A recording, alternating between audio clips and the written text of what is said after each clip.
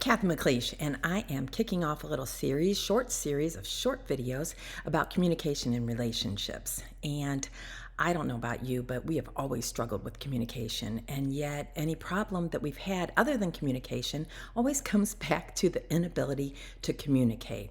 So, you may think you communicate really well, but if what you do doesn't jive with what your partner needs, then we're back at square one trying to communicate well.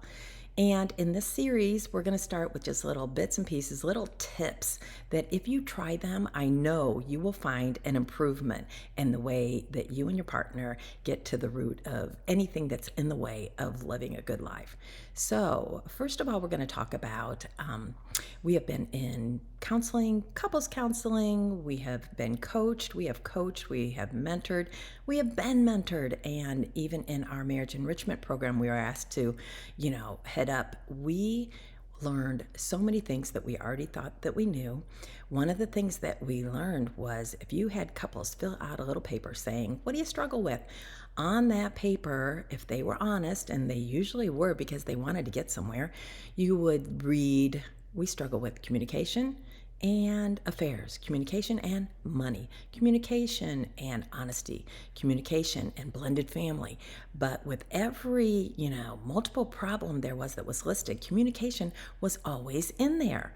So I can't doubt that any tips that we get in learning how to communicate better can help with the other problems that I've mentioned.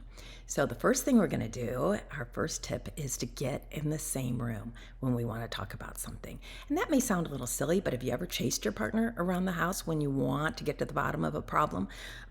It doesn't work. And if you ever met them at the door when they come in, or if that has ever happened to you, you need time to de-stress, whether you were at the grocery store, at work, doing something with the kids.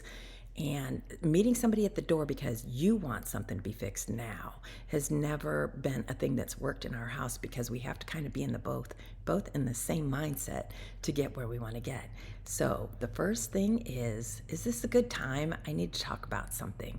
And between us, we have settled that if the answer to that is no, the next question is allowed to be, can you tell me before the night's over when a good time would be? Because it may be in a half an hour, it may be later that night after the kids are in bed, and it may be the next morning, and that's okay.